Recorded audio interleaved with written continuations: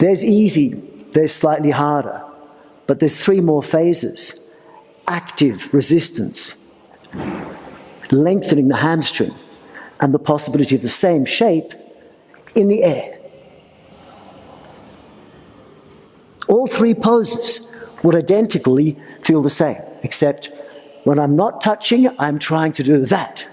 As soon as I touch, I have to think resistance.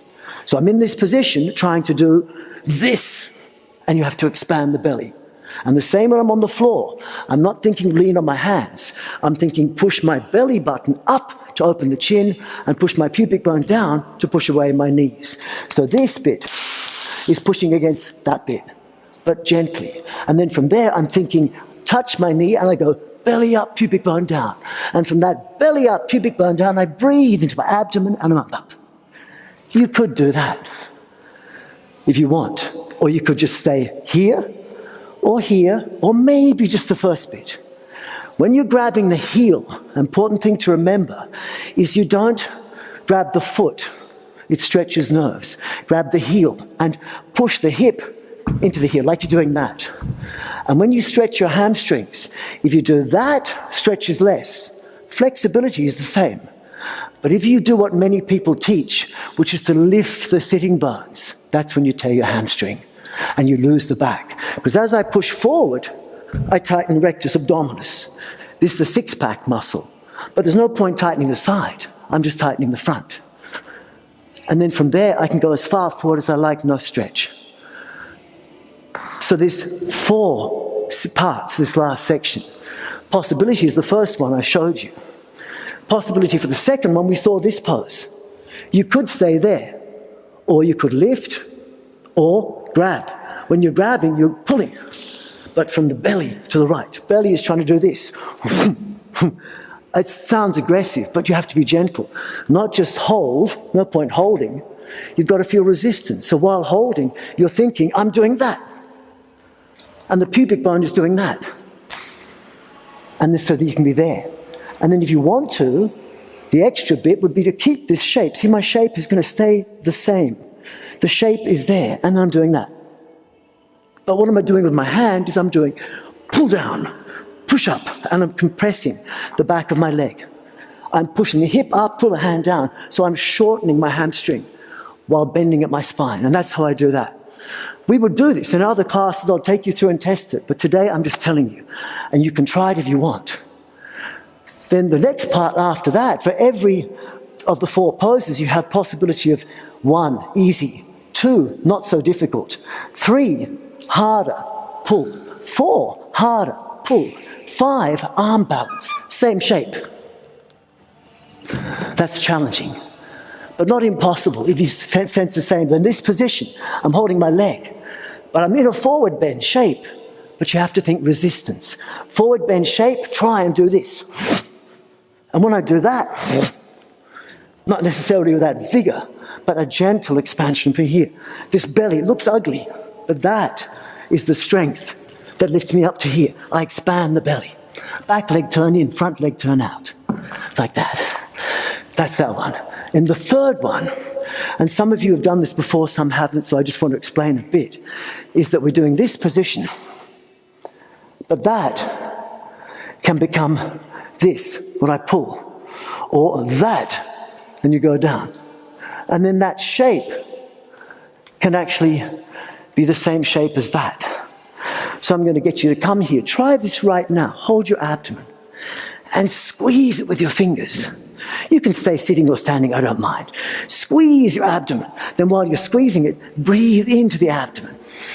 And then use the fingers to push the air out. And just keep doing that. But what you can also do, which I'll offer, is from there, push the elbow into the abdomen, softly. And then from there, I do this, and push the whole elbow into the abdomen. Don't do it if you're menstruating or just haven't, but then from there, if you want to, you could lift up. One leg, one arm, one leg, whatever. But the same shape, always the same shape. But better to stay easy. And then the fourth one, we're here. And this, you could lift up, easy 1, easy 2, slightly difficult 3, but not here. I'm thinking here, I'm in a twist to left, I have to try and twist to right. So I'm there and trying to do that. These bits are moving, the core. Then, after that, if you want to, you do the straight leg version. And then from there, I'm in a forward bend twist to left.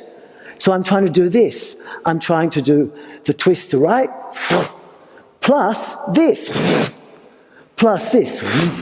and plus this. It's full on. Every position where one part of the body touches another or the floor in a yoga pose, you have to see the picture and think, how did you get there? Go try and do the opposite.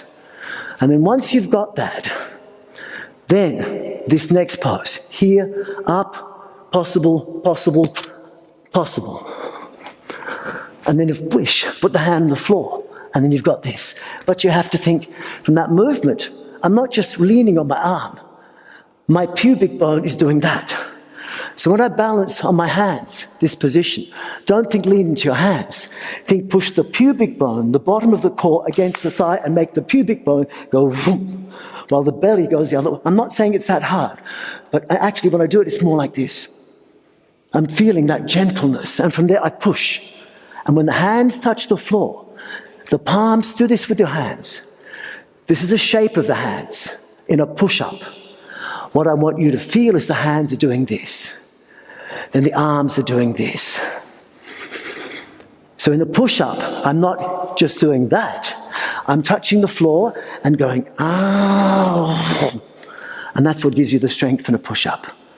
So what I'd like you to do now, you've had a little bit of a rest, but I want you to do 2 more minutes of rest. And then we're going to start again without me talking. And we'll do each of the 3 sections. First easy, then maybe hard. And the first section is these nerve tensionings. Lovely. But if you wanted to, you could go like this all the way down. But that's hard, dangerous for the knee. So the first time you won't see me bend much. If you bend more, you have to take responsibility for your own body. But the thing is, you need to firm your muscles when you're going into deep poses.